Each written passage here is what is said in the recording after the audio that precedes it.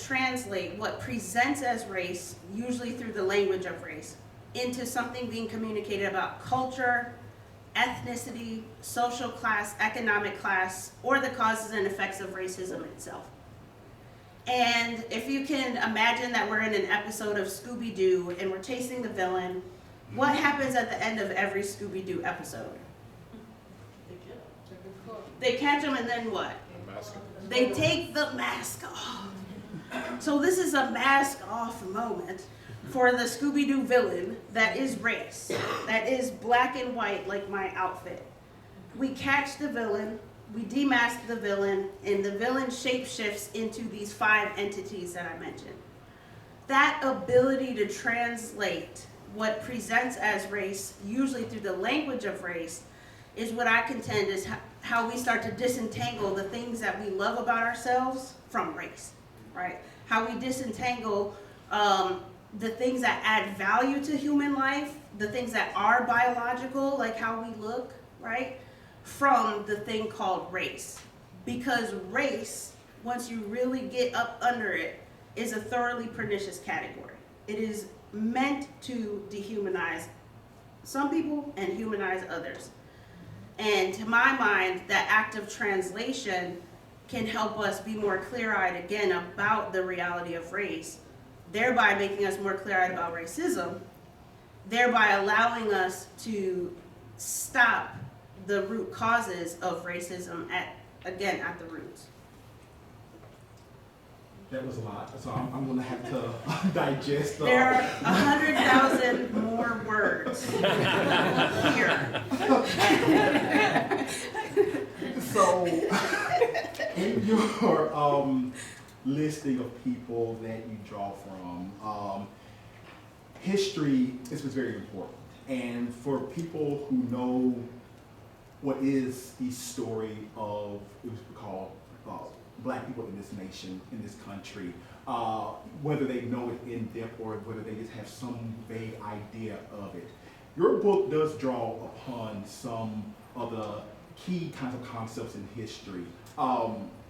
With knowing history, how has that helped you write the book, knowing what has happened historically?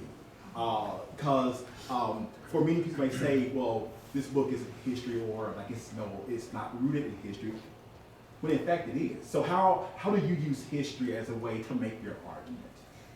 Spoken like a true historian, Dr. Ashford is. So I've been trained in literary studies to recognize that nothing is created in a vacuum, right? Like you cannot, as a literary scholar, let me speak for myself, I cannot disentangle history and context from whatever it is that I'm studying. As an Afrofuturist, I can't disentangle what has happened in the past from what has happened today, from what will happen in the future. So to my mind, the question of historical facts, right, and how people have fought against problems like racism are critical to how we can conceive of a future without racism, if we can conceive of it at all. Part of what I present in the book is it's very easy to recognize that this belief in race and the practice of assigning races to the human species, all of that is so entrenched in the fabric of American society because of history, right? But part of my invitation is to consider the fact that America as a nation is a very young nation. And in the thousands and thousands and thousands of years, right, that humans have been alive on this planet, to think about the youngness of this illusion of race and the practice of racism as we experience it here can be helpful in guiding us to consider the very real probability that a future can exist without it. But of course it's not going to exist just because we wish it would, right? It's not going to exist because we imagine it. It's going to exist because we are strategic and intentional about making that future come into fruition. And I believe that knowing those parts of history, knowing the tradition of civil rights movement in this country and in other places, has given me the power of imagination, and also invited me to recognize the importance of imagination. Because, listen, racism is such that our imaginations are constrained to black and white images, pun intended.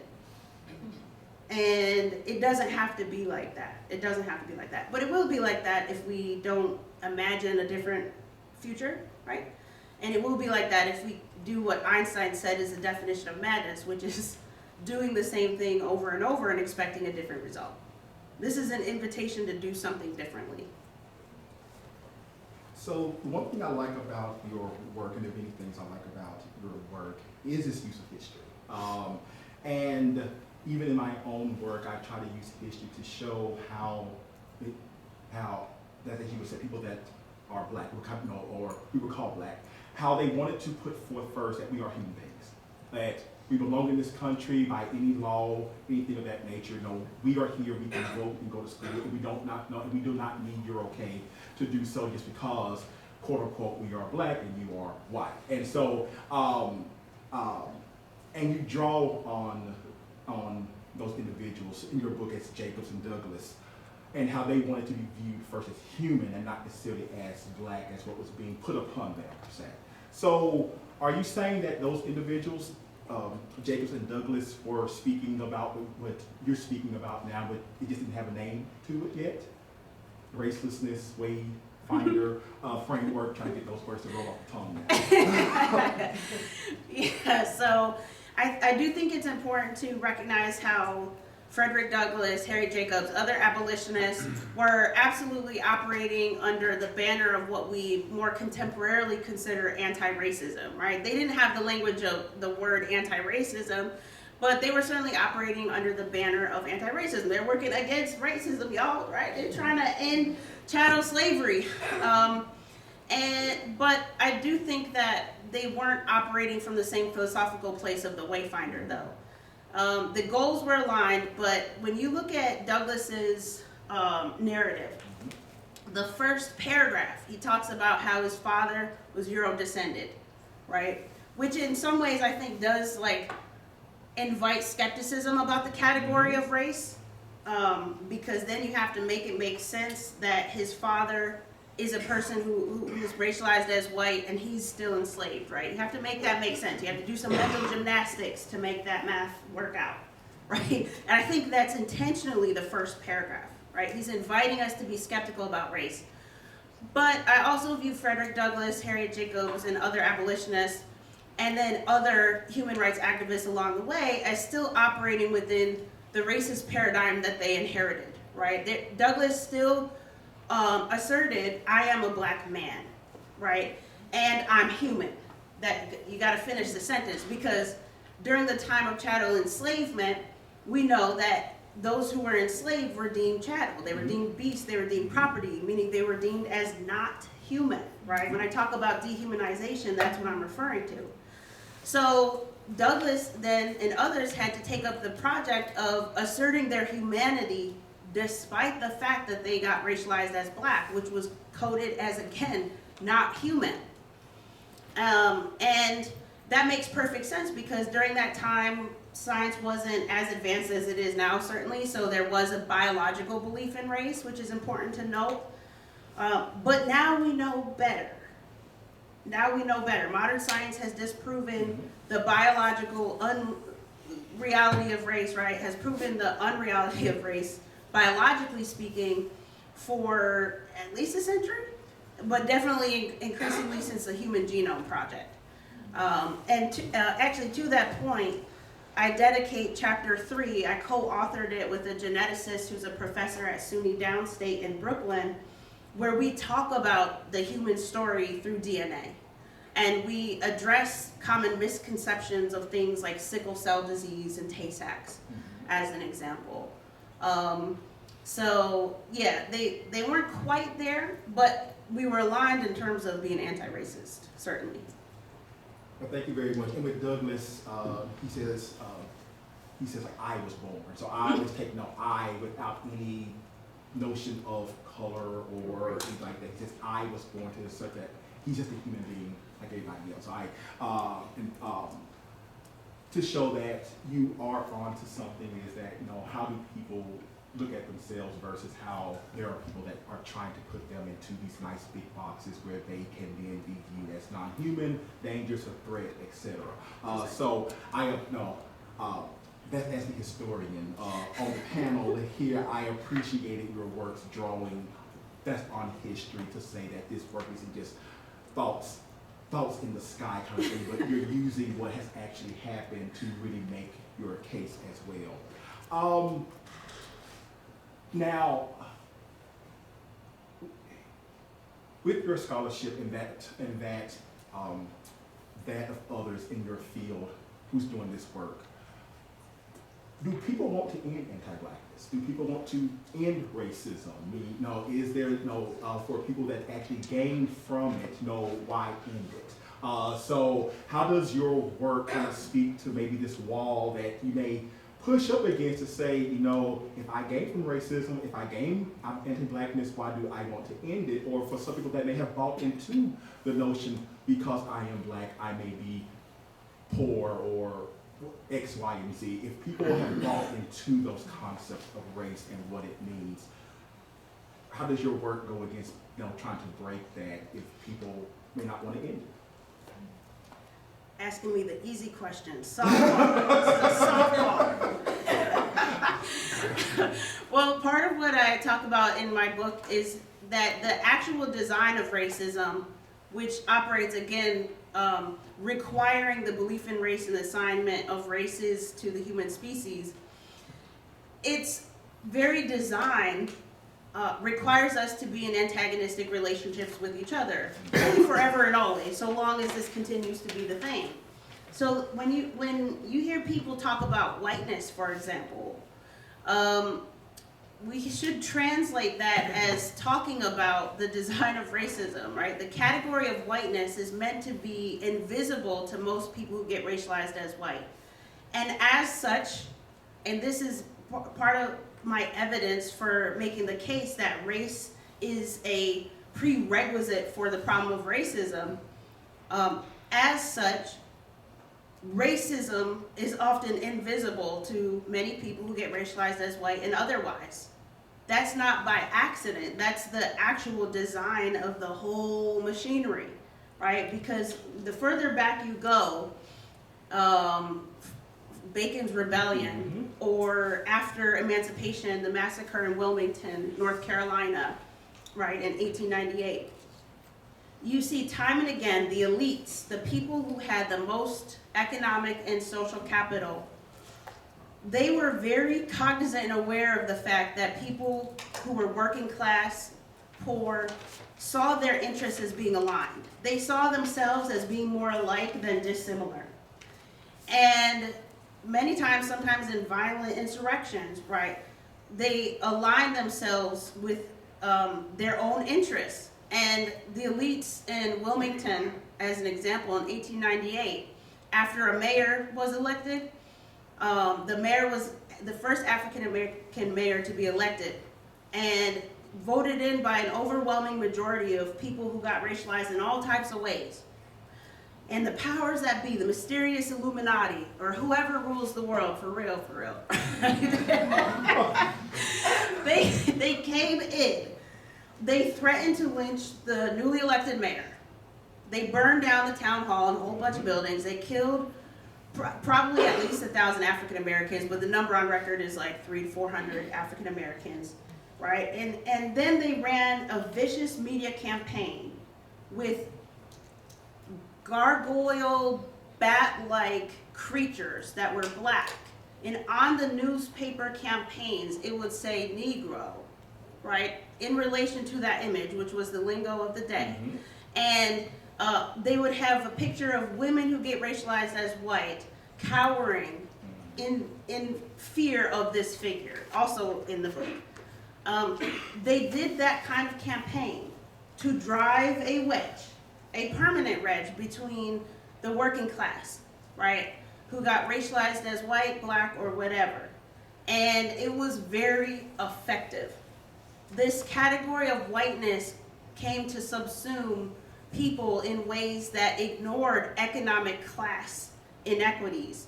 And now, still to this day, we have people who are convinced that if I'm racialized as white, I have more in common with Elon Musk or somebody, right? Than I have with the person down the street who's of the same economic and social class as I. That's the design of racism. And that's going to continue to be an obstacle because it's doing what it's supposed to do. So this is an invitation to help more people identify that in ways that we see people refusing to identify that reality and that problem to date. Well, you just spoke about my lectures at, which I guess actually, so that's what I use to actually teach. How do we transition in this country from people understanding each other along the lines of money and class to now being driven apart by this notion of color? You know, to know that it came out of a way to split people who had a lot more that they knew what it's like to be poor. But then this notion of like what is white and what is black, and white, you will always have this, and you can always have what the rich have, but black, you'll know that group will never ascend any higher than you. And then once they do, then you get the fear and the backlash because you've been sold and you bought into this notion of race and what it's supposed to actually give you. So with race is not viewed as fluid, as gender, as sexuality, how do you get around that? How do you get around that concept? There are people who believe that with race is not fluid. You know, that you cannot change your race. You cannot say that you're not of a certain race, whatever that you are given at birth. That's it. No, that there's no movement. So how does your book speak to that? And how do you speak to that? You know, how do we break out of that kind of mindset that for something that was invented, race was invented, but now it's for a lot of people, it's so fixed. How do you propose that we use this book as a way of starting to think, well, if gender is fluid, if sexuality is fluid, how about race? Come into philosophy of race with me. So in philosophy, there are specialists who philosophize about race. And I happen to be a philosopher of race, so part of the framework is introducing all of the ways that humans think about race that philosophers, at least to date, have identified. And it's also an invitation to explore the philosophies of race that we're never taught, again, for pernicious reasons. So philosophy of race, there are two questions that we are taught to have specific answers to. The first question is, what is race? And there are three ways that we can answer that question. And the second question is, what should we do with race? And there are three ways that we can answer that question. So even without having the language of, this is my philosophy of race, we all have two philosophies of race in response to those questions. The first question, what is race? We could say it's hereditary. Philosophers would call that naturalism. It's a belief that race is in your DNA, right? The second category is something called constructionism, which I dub synthetic in my book. If you are a constructionist about race, you believe that race is synthetic. Okay, it's not in our DNA, it's not in nature, but it's something that humans made nonetheless, right? And then the last answer to the question, what is race, is what I call imaginary in the book, but the technical term is skepticism. It's the contention that race is not biological, nor is it synthetic, nor is it a construction. It's not real at all. It's in our minds, right? And the difference between synthetic and imaginary can be hard to discern at first anyway.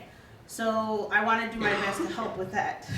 And you can identify for yourself whether you are a hereditary believer, a synthetic believer, or an imaginary non-believer. So for something to be synthetic, this jacket, right? It looks like leather. It's not leather for you animal lovers out there. It's faux leather. It is very synthetic. You cannot find it out there growing in nature, right? People made this probably in a factory. We could talk about the composition of it. We could talk about the dimensions of it. We could talk about the color of it, right? We could talk about the style of it. If you like it, if you don't like it, it's real. You're not imagining the blazer. I'm wearing it, right? So, but it's synthetic, right? But it's still real. For something to be imaginary, it would just have to be literally in your mind. Take a unicorn as an example. I say the word unicorn, you probably have an image of a unicorn in your mind. If I say don't think of a unicorn, you're definitely going to think of a unicorn. We can have agreement about what a unicorn looks like, right? It's got one horn for sure. Definitely looks like a horse. Probably it flies, or is that a Pegasus? I get those mixed up sometimes. It definitely looks like a horse. I could go out, I could buy a unicorn, right? My daughter, I have a 5-year-old daughter, the princess. I buy her everything unicorns because since she was born, she's my unicorn. But guess what? There's no amount of unicorn clothing, unicorn slippers, unicorn bedding, or unicorn toys that can make a unicorn real, right? It's still imaginary. There are some real components and real things, real symbols, right, that we can put our hands on, but the unicorn is imaginary. So part of the Togetherness Wayfinder is inviting folks to explore race as imaginary. Now, that might sound like a slippery slope, right? Because of the interconnectedness of race and racism, well, Dr. Mace, as my students affectionately call me, what about then people saying that racism is imaginary, right? Because like if race is imaginary, then racism is imaginary, right? We can do two things at once. So that brings us to answering the second question, what should we do with race? The first category is called conservationism, and I call it preservationism in my book, right? It's the idea that whatever race is, we should keep it. Most preservationists are naturalists about race. They believe it's hereditary. Makes sense, right? If it's in nature, what else can you do besides keep it? The second category is something called Reconstructionism, which I call it reformationism, essentially, in my book, right? It's this idea that whatever race is, we can reform it. We can refashion it. We can transform it into something else. And then the last category and the last philosophy of race is something called eliminativism. And I dubbed this abolitionism in my book. It's